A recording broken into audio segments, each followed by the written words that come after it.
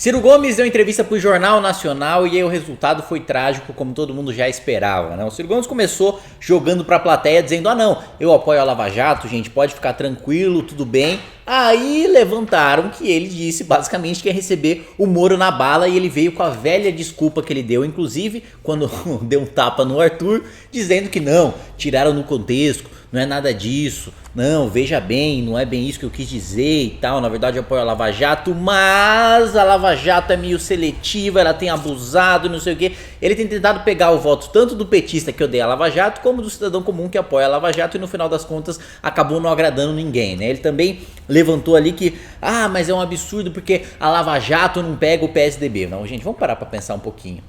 A Lava Jato, ela não é uma instituição, não é como se fosse um poder da república, não é uma instituição como o Ministério Público, por exemplo, ou Judiciário, ou Legislativo, ela não é um negócio que está ali para permanentemente ficar fiscalizando todas as instituições e tudo que acontece em todas as esferas do poder. A Lava Jato é uma operação pontual de uma instituição, o Ministério Público, que foi feito para averiguar, a operação foi feita para averiguar escândalos de corrupção na Petrobras.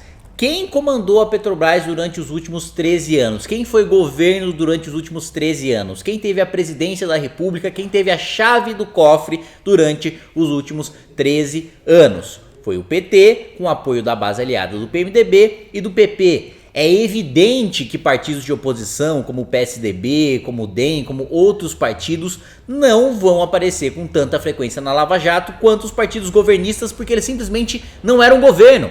Isso significa que o PSDB é mais honesto? Não, isso simplesmente significa que são outras operações que apuram escândalos de corrupção envolvendo membros do PSDB. Isso não tem absolutamente nada a ver com seletividade do Ministério Público ou da Lava Jato. A Lava Jato investiga aquilo que tem a ver com desvio na Petrobras. Desviou da Petrobras quem teve indicações na Petrobras e só teve indicações na Petrobras quem foi governo. PSDB não foi governo, pelo menos desde Fernando Henrique Cardoso, ou seja, depois que começou o Petrolão, PSDB nunca tocou as mãos do governo, logo só há escândalos de corrupção sendo investigados pelo Ministério Público do PSDB em outras investigações, inúmeras, centenas, milhares que existem pelo país, mas como a Lava Jato é mais famosa, o Ciro Gomes fala como se só a Lava Jato existisse, como se o Ministério Público e o Judiciário fossem só a Operação Lava Jato. Ele também deu uma desculpinha, né, de que falou, bom, quando eu fui ministro do governo Lula, eu já sabia que tinha corrupção na Petrobras, eu falei que o Sérgio Machado era pilantra, falei pro Lula, mas o Lula resolveu não fazer nada. Aí o Bonner perguntou, e com razão, mas por que você não denunciou isso aí pro Ministério Público? É um negócio tão grave assim, um desvio sistemático de dinheiro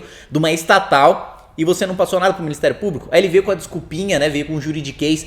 Ah não, mas se eu denunciasse, se eu representasse no Ministério Público, eu teria o ônus da prova. Mentira! É só ele apresentar elementos, indícios de que há corrupção para o Ministério Público, que não é ele que tem que produzir prova, que não é ele que tem que investigar. É o Ministério Público que, a partir dos indícios que ele fornece para o Ministério Público, começa a investigação e sim o Ministério Público começa a investigar e começa a fazer prova. Ele, não, eu não tinha que fazer nada disso porque eu não tenho poder de investigação, eu não sou Ministério Público, eu não sou polícia, eu não tenho que fazer isso. Errado. A partir do momento que o agente público sabe que está acontecendo um escândalo de corrupção, é dever dele não só reportar para o presidente da República, para o seu superior, mas também para o Ministério Público, demonstrando todos os indícios de que existe corrupção na administração. Não significa que ele diretamente vai processar, ele mesmo vai ser o advogado contra aquele cara que está roubando. Não, ele passa para o Ministério Público, o Ministério Público manda para a polícia investiga, passa todos os dados para o Ministério Público denuncia e aí sim a contraposição é denunciado e Ministério Público. Não Ciro Gomes e denunciado, não aquele que descobriu a corrupção e o denunciado. É sempre o Ministério Público, em regra é sempre o Ministério Público que é o titular de uma ação penal, como nos casos de ações de corrupção.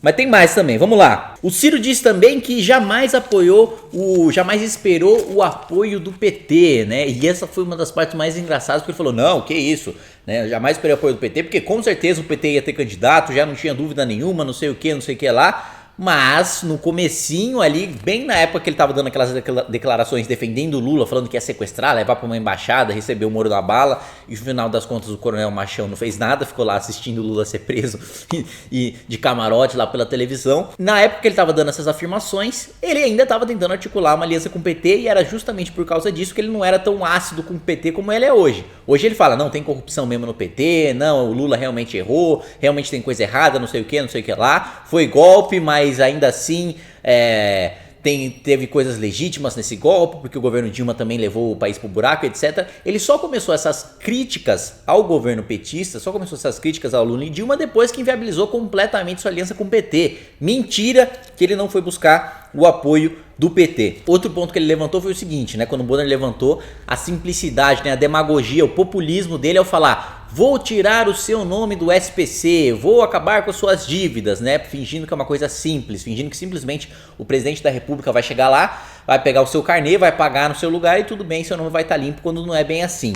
Aí ele falou: não, mas na verdade quem transformou isso em mote da minha campanha não fui eu, foram os meus adversários. Ah, com certeza, não, imagina, não foi o Ciro Gomes que no começo e no final de todo o debate chegou, olhou para a câmera e falou: vou tirar o seu nome do SPC, eu vou limpar o seu nome, cidadão brasileiro, você pode ficar tranquilo. Imagina, não foi ele, não é ele também que agora tá soltando um monte de vídeo explicando como é que ele vai fazer essa baboseira toda que ele tá fazendo de acabar com a dívida de todo mundo magicamente. Enfim, é ele sim, foi ele sim que começou e colocou esse mote da campanha dele, todo mundo sabe muito bem disso, foi levantado inclusive nos debates, sempre que ele tinha oportunidade ele levantava essa pauta populista do SPC de limpar o nome das pessoas, não foi adversário nenhum, os adversários só ridicularizaram essa proposta porque todo mundo sabe que é inviável, que é demagogia do Ciro Gomes. Outro ponto é que depois ele começou a falar obviedades sobre economia, só que com um linguajar técnico, como se fosse um puta de um cara inteligente, um puta de um especialista em economia, né, daquele cursinho de verão que ele fez em Harvard, que ele diz que é uma graduação, falando o seguinte, né: o grande motor da economia é o consumo das famílias, então, tirando o nome das famílias do SPC, eu quero conseguir de novo o consumo das famílias para o PIB voltar a crescer. Mas peraí, gente, quer dizer então que o Ciro ele vai tirar o nome das pessoas do SPC. Como que ele vai tirar o nome das pessoas do SPC? Fazendo um financiamento via bancos públicos, fazendo que essas pessoas paguem essas dívidas em suaves prestações. Pagar dívida não gera dinheiro em nada. Financiar dívida também não gera riqueza nenhuma, não produz nada, não é uma fábrica de nada. Você está simplesmente tirando dinheiro dos bancos públicos, pagando a dívida hoje com esses entes privados, para qual a população deve, e financiando com a população para que ela pague para os bancos e não pague diretamente para os seus credores, que aí sim os bancos públicos vão pagar para esses credores. Um negócio complicado desse jeito e que ele diz que vai solucionar o problema da economia, só tem uma questão nisso aí. Bom, o que aumenta o poder da economia, o que faz a economia crescer é o consumo das famílias. Então, vamos tirar a dívida das famílias no SPC para que elas se endividem ainda mais consumindo.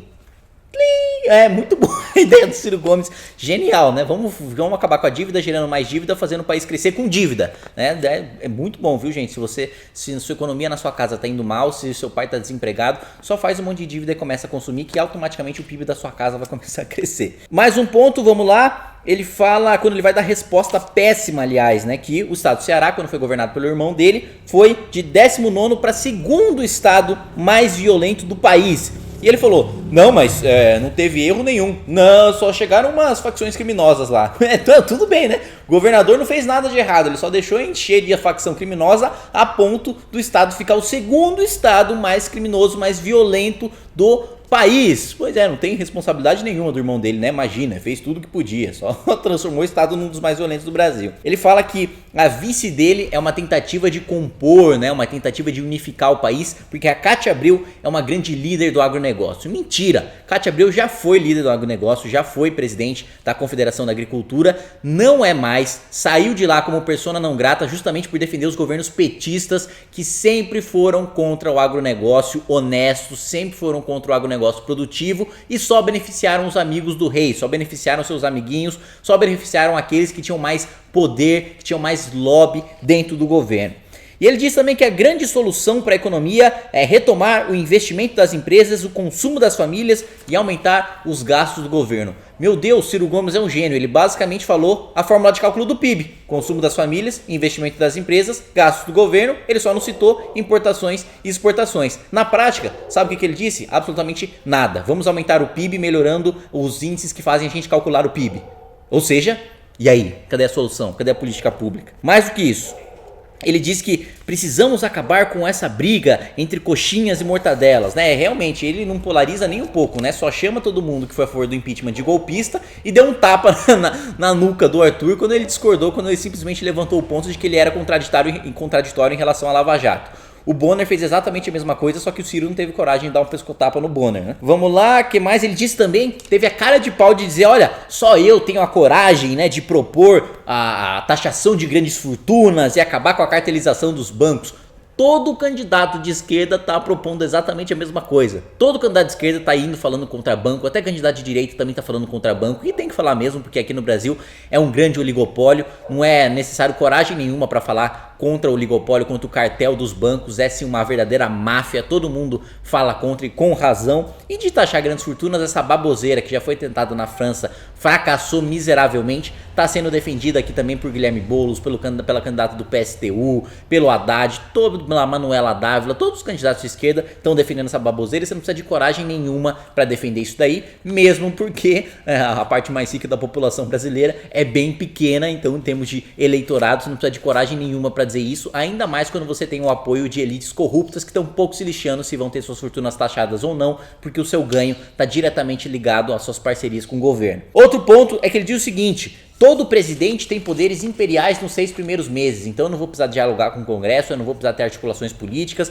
eu naturalmente nos 6 primeiros meses vou ter esses poderes, vai estar tudo certo, vai estar tudo resolvido, e isso é uma mentira. O próximo presidente da República, sendo Ciro ou não sendo Ciro, vai ser o presidente mais fraco da história do Brasil por uma razão muito simples. Boa parte da população, uma fatia recorde da população não vai votar. A expectativa que a gente tem é que metade, 50% da população ou vá de branco, ou vá de nulo, ou não vá votar, ou tenha abstenção. Isso significa que o próximo presidente da República vai se eleger com 25% mais um dos votos, o que significa pouco mais de 1/4 dos votos válidos, que é menos de 1/4 da população brasileira. Você governar um país de 205 milhões de habitantes com menos de 1/4 da população é muito difícil. Você tem pouca legitimidade popular, você tem pouca popularidade e você tem pouca força no Congresso para entrar com os tais poderes imperiais que ele tanto disse. Não vai entrar com poder imperial coisa nenhuma, não vai ter força coisa nenhuma, vai ser sim refém do Congresso, como qualquer outro que vencer as eleições